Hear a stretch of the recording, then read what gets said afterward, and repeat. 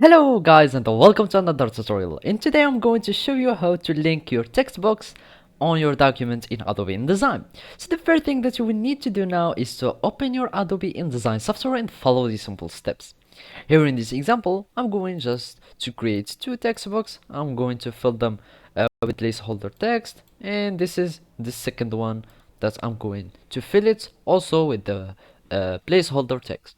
Now I want to link those two text box.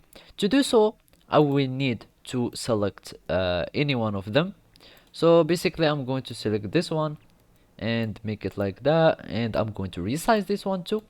And here to link them, we need to go to this square, this white square here, and click on it, and then you will just drag this text. As you can see, this is transferring all the text that I have here to this text box. So basically when I'm going to click on this second text box, the two texts will be linked. So basically if I'm going to decrease the size of it, the rest of the text will go to the second text box.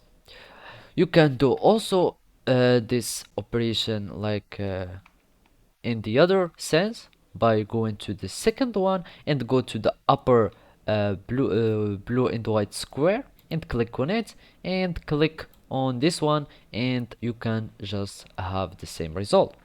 Also, you can do this and split your text without creating two text box by going, for example, with one text box. For example, as you can see, this is my whole text, and if I'm decreasing the size, I won't be covering all my text. So I will have, for example, this red sign to add my text here, so you can just create another text box automatically without having you going to the text tool or the type tool.